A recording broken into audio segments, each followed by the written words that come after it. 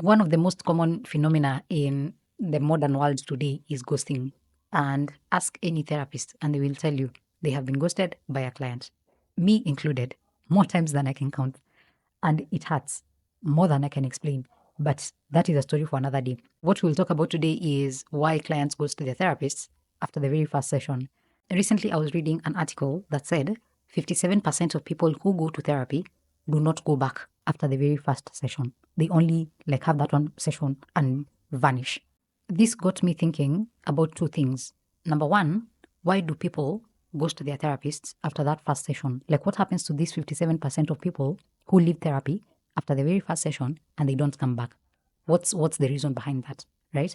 Because that is basically prematurely dropping out of therapy. In that first session, you have barely touched on any significant issues in your life that can be explored. You've barely opened up parts of you that are being affected by your current stressors. You have barely touched on the things that will eventually produce psychological change in your life. So, why would 57% of people leave therapy after the first session? That was a question that was on my mind a lot. The second question that was on my mind was, if 57% of people are leaving therapy after the first session, what can we do to make that one session so effective that even if they never come back, they still get a lot of value out of that time spent in therapy? They get a lot of value out of the money they have spent in that one therapy session. How can we structure that one session in such a way that the client benefits significantly from it, even if they don't come back to therapy? Those are the two questions that I had in mind. And I know maybe you have questions about what can we do to make sure that people come back to therapy, but that is a question that is beyond the scope of this episode. This episode is going to be useful to people who have been on either side of the couch, either as a client or as a therapist. As a therapist, you're going to learn about some things that you can do on your part to understand why your clients are dropping out of therapy after the very first session. And as a therapist, you're also going to understand about what you can do in that first session to be extremely effective as a therapist and to help your clients gain substantially from that session. As a client, as somebody who is considering starting therapy, if you fall under the 57% of people who drop out after the first session, you are going to get a little bit of insight around why you may have dropped out of therapy after that first session and some ways that in future you can advocate for yourself and ask for specific things to help you stay in therapy if you want to stay in therapy, or to at least get a lot more benefit from that very first session when you go in. So, yeah, that's what we're going to be talking about. Let's start with why 57% of people are not coming back to therapy after the first session. Some of these reasons are client related, some of them are therapist related, others are session related, and others are basically external factors that have nothing to do with you.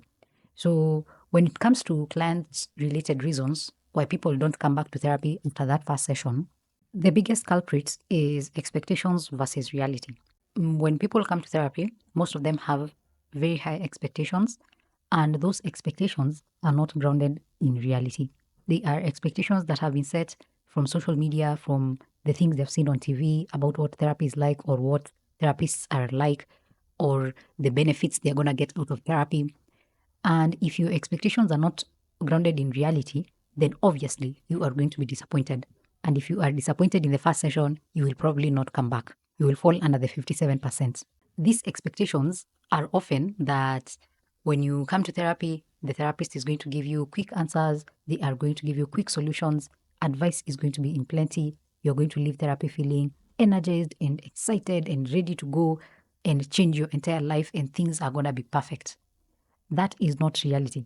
That is a myth, that is a lie, and it is going to get you in a place of disappointment very, very fast. When you come to therapy, you are going to need to spend a lot of time thinking about yourself, thinking about your issues, introspecting, and doing a lot of work outside of therapy to move the therapy along. So, therapy demands work, therapy demands effort, and it takes time for change to be seen. Psychological change takes time. That is a given. The person that you are today is as a result of years and years and years of repetition and habits and behaviors that have become enshrined in who you are. So if you go to therapy, of course, you will need to take time for those behaviors to change, for those habits to change. If you have psychological trauma, if you have pain from your childhood, if you have problems that have gotten you to the place you're in right now that are heavy and difficult, they are not going to be solved because you've gone to one therapy session. You need more time to sit through your problems and deal with them. And that requires effort on your part. It requires you to feel some degree of emotional pain. Most people are not ready for that. And they are disappointed that therapy is not that fast. Something else that I would blame social media on is on social media, when you log in, let's say you are on TikTok or you're on Instagram and you see a therapist talking about a mental health related issue.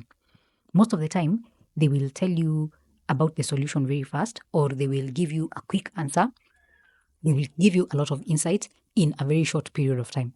And that's because social media is set up to be a quick fixing solution. Like, things on social media are supposed to be fast. Things on social media are supposed to deliver immediate gratification. Instant gratification is what social media thrives on. So a therapist on social media will be giving you quick answers. They're going to give you quick tips. They're going to give you quick solutions. Everything will feel very insightful very fast. But when you go to therapy, even if you're going to therapy with the same therapist you saw on social media, you find out that the therapist you saw on social media was not the therapist in the therapy room. Because in the therapy room, they are doing actual therapy. On social media, they are creating content. Content and therapy are not the same thing. So, of course, you're going to be disappointed when you find out that what was on social media is not what you get in therapy sessions. You might also be disappointed if the therapy that you get does not sound like the therapist that you're used to seeing on social media. So, some people, most of us follow social media therapists on the internet. We listen to their content, we listen to them speak about things. And so, our encounters with them might prime us to expect that when we go to therapy, even our therapist, even if it's not the same person on social media, even if it's somebody entirely different, we might be primed to believe that when we go to therapy, our therapist should have the same answers quickly and effectively like we saw on social media. But that is not true. That is not going to happen because, again, social media and therapy in reality are not the same thing. Completely, completely different things. So most people who go to therapy for that first session might get disappointed and discouraged because therapy does not look like what it seemed from social media and from TV when they watched a film or a series on mental health or psychology or therapy. The second thing that comes up for clients when it comes to therapy after that first session is ambivalence. So, ambivalence comes out in the form of a client not being able to commit to the process of therapy because of the fears they have about therapy itself. Maybe they have very many fears about confronting painful emotions in their lives. They have very many fears about confronting the issues that have brought them to therapy. And they realize that for therapeutic change to happen, for them to develop any insight in their lives, for them to actually feel better or think different, they will need to address painful things that they have kept hidden for a very long time. That can cause serious ambivalence in people. They are 50-50 about the process. If you go back to probably the fourth and fifth episodes of this podcast, you're going to see two episodes called The Wheel of Change. And the Wheel of Change is a psychological concept that is used to explain where people are when it comes to changing their lives. Some people are in the pre contemplation stage. They have not even considered changing their lives. They have not considered addressing the problems that they are facing. They have not put therapy anywhere close to their mind when it comes to dealing with their problems. Some other people are already on the contemplation stage. They are thinking about doing therapy. They are considering changing their lives. They are excited for the idea that they could change their lives. So when you listen to the Wheel of Change episodes, you're going to find out there are about 5 or 6 stages in the Wheel of Change. And most people who come to therapy and actually benefit from therapy are somewhere along the third and fourth stages. They've already contemplated therapy. They want to do the work. They are ready. They just need the tools to start doing the change, to start implementing the changes in their lives. If you are not anywhere close to the third and fourth stage of the wheel of change, you have not decided that you want to deal with the problems in your life. So, for example, if you are on the first stage or the second stage, you are still 50-50. That ambivalence is going to be even stronger. Why? Because change, psychological change is not in your radar yet.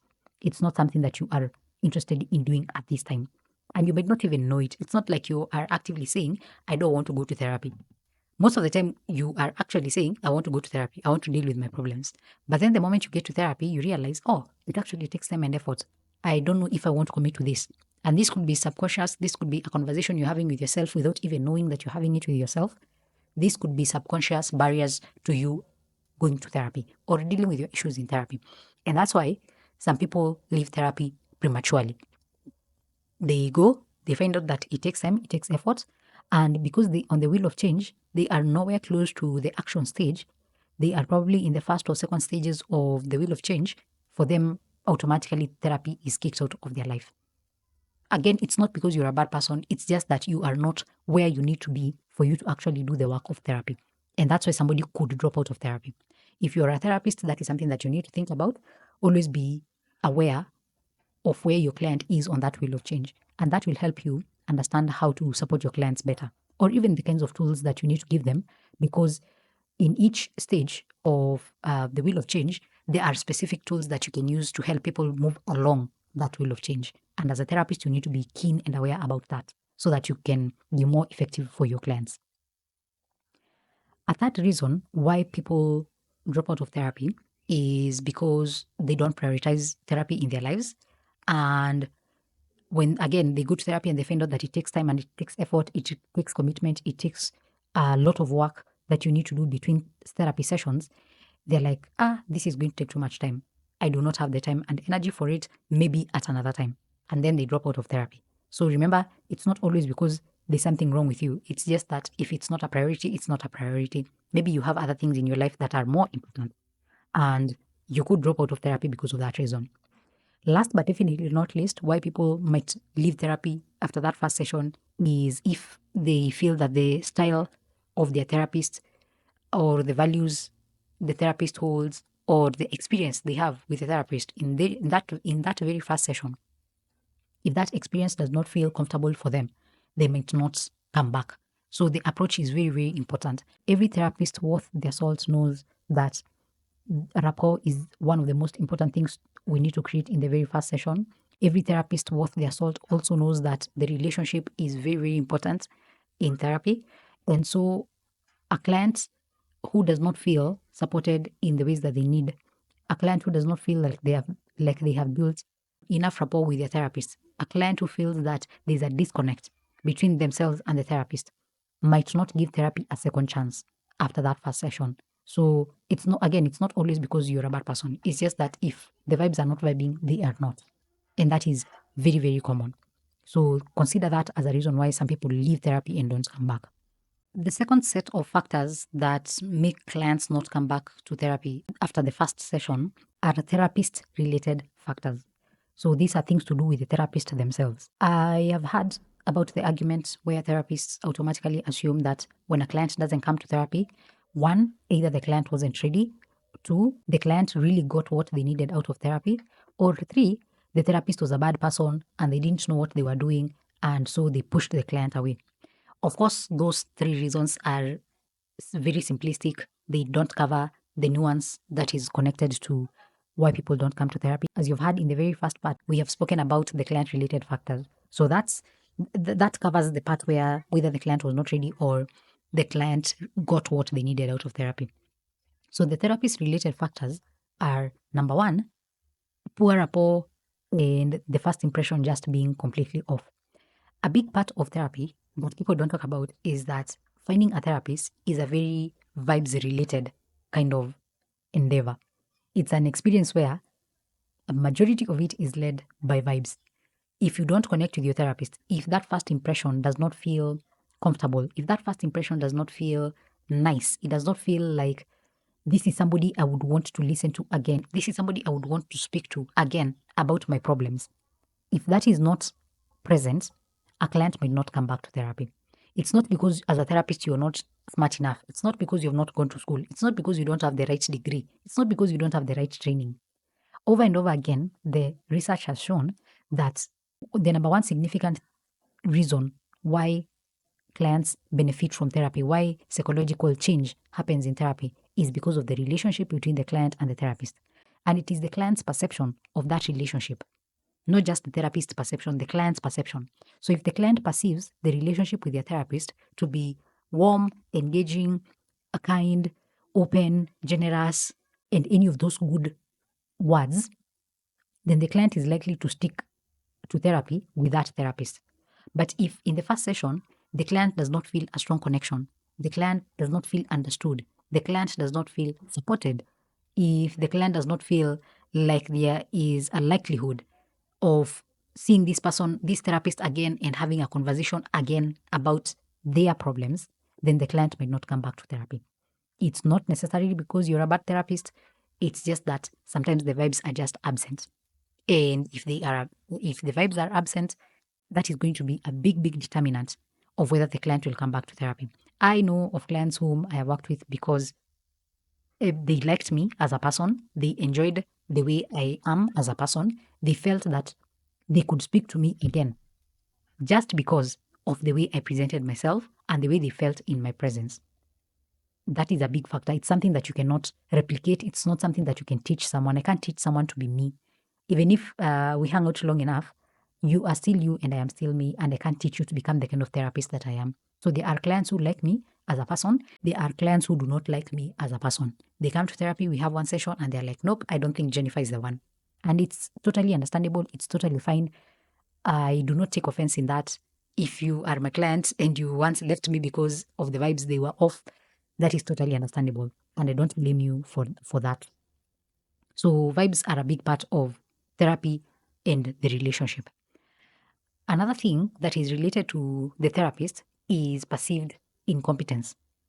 So if a client comes to therapy and they feel that the therapist they are seeing is incompetent, they feel that this therapist would not be able to deal with their problems. They feel like they get this sense that the therapist is unprepared for therapy, unprepared to see them, unprepared to deal with the client's issue. If they get the sense that the therapist is not attentive enough, that they don't have the expertise needed for the kind of problem that the client is bringing to the therapist, then a client might not come back to therapy. Carl Rogers described 3 core conditions for therapy that I think every therapist who has been in a therapy class, in a counseling class, knows. Unconditional positive regard is a big one. Empathy is another important core condition. Genuineness is the third important core condition. There's a reason why in every counseling class you will be taught these 3 core conditions. And it's because they are part of the most useful things that you're going to use in therapy when you are building that rapport with your clients. And they are very much connected to the client's perception of you as being competent, as being smart enough, as being an expert in their problems. So, as a therapist, figure out how you can show your expertise and your competence in therapy, not necessarily by reciting all the courses that you've taken, all the classes you've sat through, all the certifications that you have, all the licenses that you have been given. That is not necessarily how you show your expertise.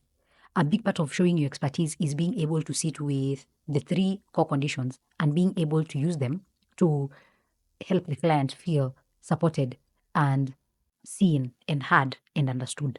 I am not saying that as a therapist, you need to be 100% smarter than your client.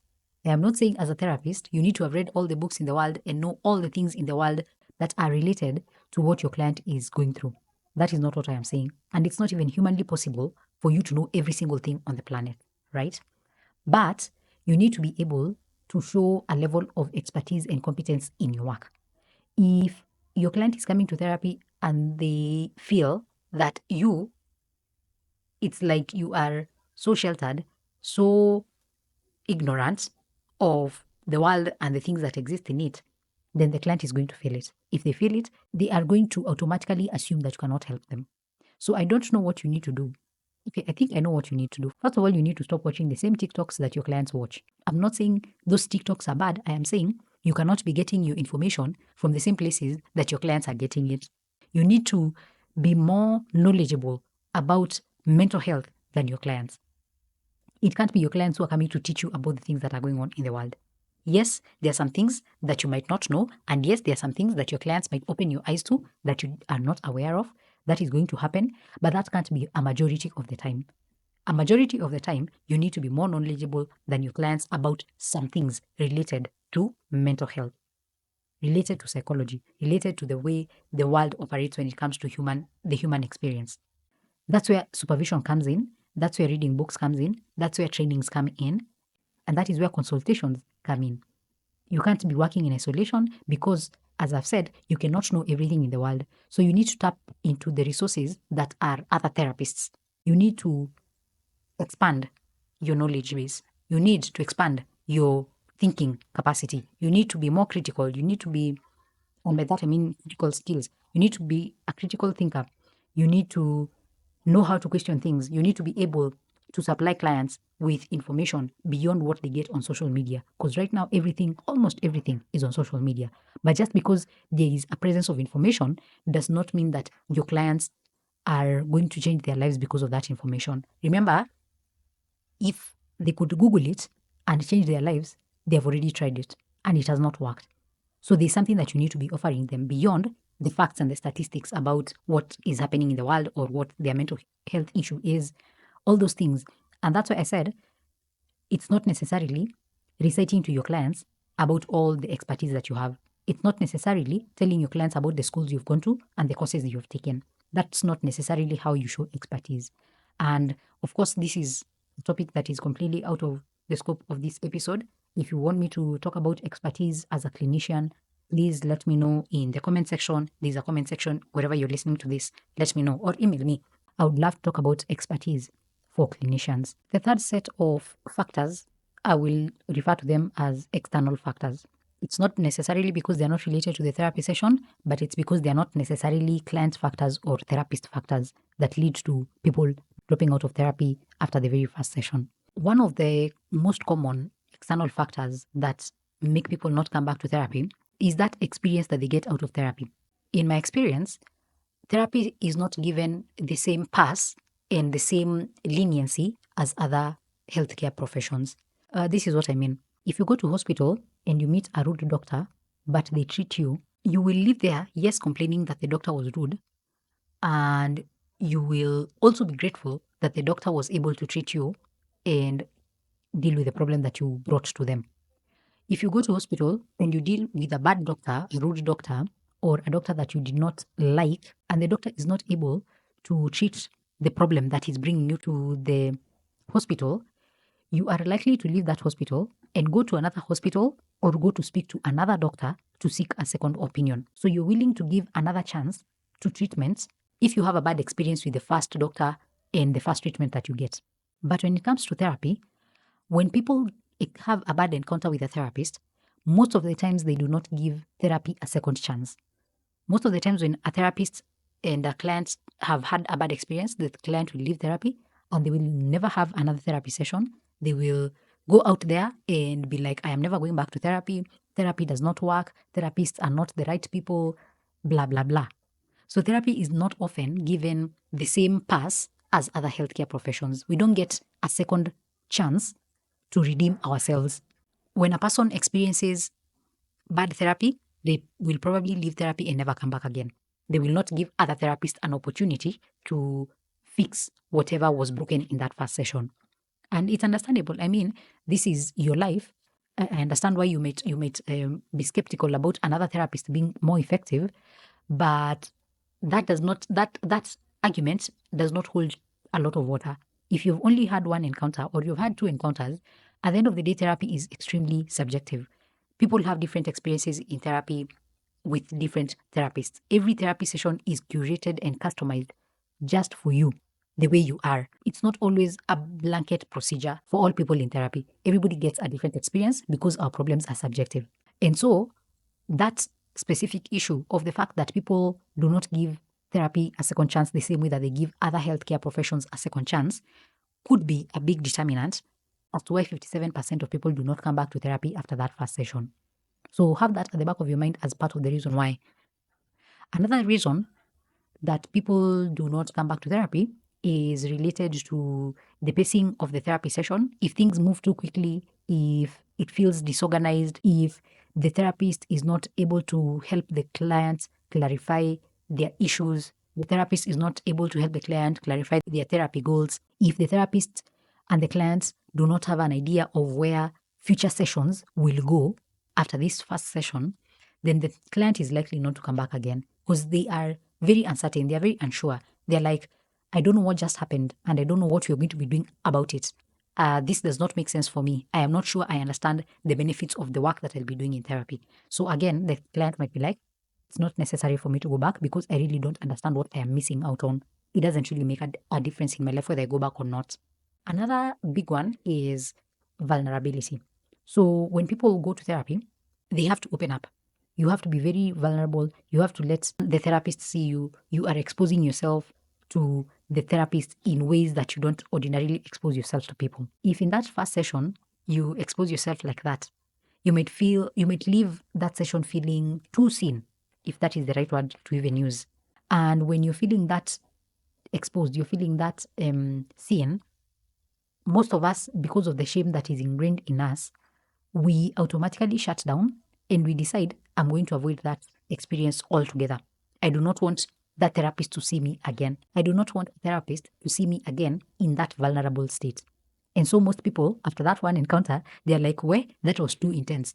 I don't think I want to be seen again. I do not want to be exposed like that again to a total stranger. So they leave therapy because they're like, no, no, no, no, no. I do not want to feel that way again.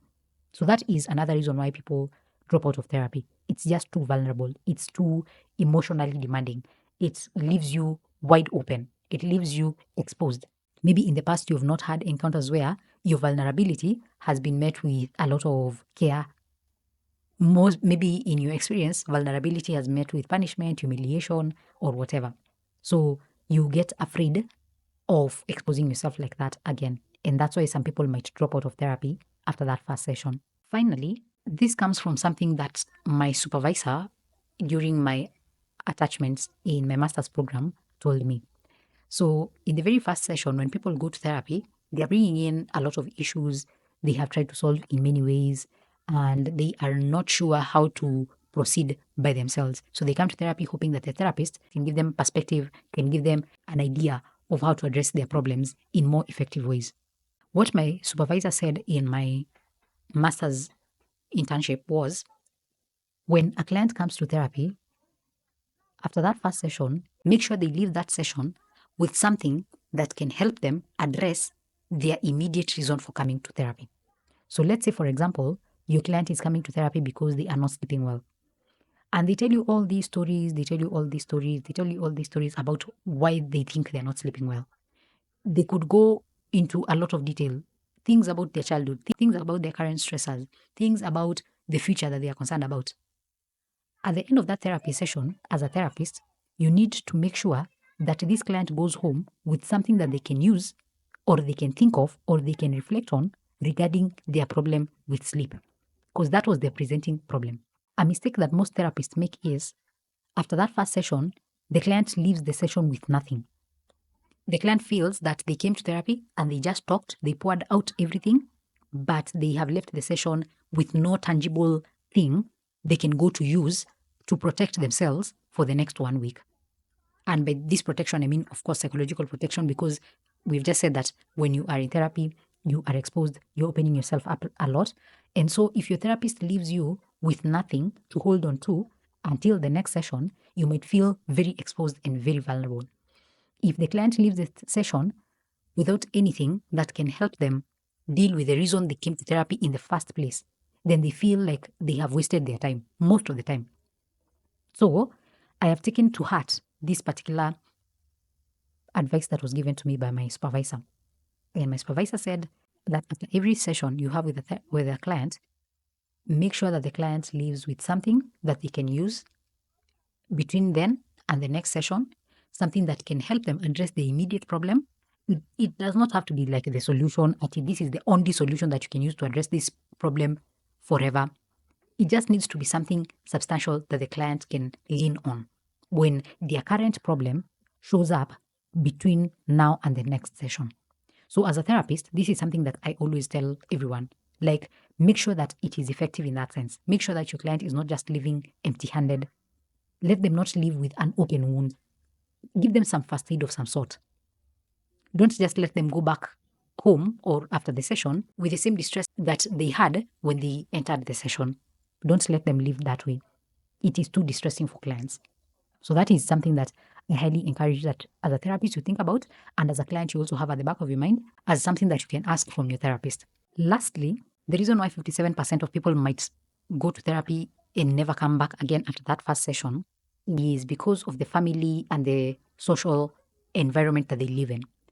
One of the problems that people face in therapy is that when they start changing, when they start becoming different people, when they start gaining perspective in their lives, when they start getting insight and they have started addressing some of their challenges, they experience changes in who they are.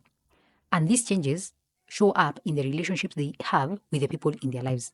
So if these people in their lives are not supportive of these changes, they will either throw tantrums, they will either punish them in one way or another emotionally, maybe manipulate them, humiliate them, tell them, why would you go to therapy? Kwani, you can't deal with your problems, are you weak? All those things are used as a form of manipulation so that the client can stay the way they used to be. Because people will be like, hey, you've changed. Since you started going to therapy, you've changed. And depending on how that is said, depending on what the messaging is behind that issue of you have changed, it will determine whether your client will come back to therapy or not. If a client is made to feel inferior or bad or humiliated for going to therapy, they may not come back. And it's not because the therapy was not good. It's not because the therapist is not good. It's not because the client has big problems. It's because the people around them are not supportive of therapy and the work that goes on in therapy. Among the first things that I do in therapy when I start working with any client is finding out what is their environment like? Who are the people in their lives? What do the people in their lives think about mental health and therapy in general? What do the people in their lives think about the client being in therapy? Those are things that I try to find out in the very first session or the second session if possible. And this is because I need for the client to understand that some of the deterrents from therapy, some of the derailers of therapy, some of the things that are going to make therapy difficult for the client will include the people around them. If the people around them are not supportive, the client might find it difficult to continue with therapy. If the people around them are not supportive of therapy, the client might find it difficult to do the work that is required in therapy. They might find that they are resistant to the things that are going on in therapy. They might find that if the people around them are not supportive, then therapy becomes harder than it should be. They take longer to address issues than they should. And it's all because they do not feel supported by the people around them. So, as a therapist, that is something that you need to be aware of. As a client, that is something that you need to be aware of. When you go to therapy, if you do not have the social support that you need, therapy might be harder than it should be. And that can make it difficult for you to go back to therapy after the very first session because you realize if it is going to require me to change the person I am, and that change is going to impact the relationships I am in, and I do not want those relationships to be impacted, then I really do not want to do therapy. That is the reasoning that might go on in your mind. So these are some of the things that have been on my mind when it comes to the question that I posed in the beginning of this episode about why clients goes to their therapists after the first session. And I want you to tell me if these are things that you have experienced, if you're a therapist, these are things you've seen, if these are things that you have thought about, if you're a client, you went to therapy, you left after the first session, are these some things that might have crossed your mind as well? What do these things I have just talked about mean to you? How do they apply? What are you thinking about them? In the next episode, I will be talking about the second question that I posed in the beginning of the episode, which was how can we make this first session so effective that even if a client does not come back to therapy after that first session, they still get substantial benefits from the session in its entirety? How can we make the first session extremely, extremely effective? There are several ways that we can do that, and I will be telling you about one way that I have used in my sessions to make the first encounter extremely, extremely beneficial for people who come to therapy with me. And if you are looking to book a therapy session, whether you want to book one session or you want to book several sessions, please check out the link in the description box. There's a link there where you can book a session with me. You can work with me. And as I keep saying, even if I'm not the therapist you work with, I have people in my circle, other therapists in my circle, in my community that I can refer you to. Listen to the next episode that is about the question number 2. How do we make the first session extremely effective and beneficial to the people who enter therapy. Not necessarily so that they can come back, but so that they get so many benefits, it is unbelievable. How can we make that possible? Thank you so much for coming through and listening to this episode. I hope you have gotten a lot of benefit out of it, and I will see you in the next episode. Take care of yourself and take care of your mental health.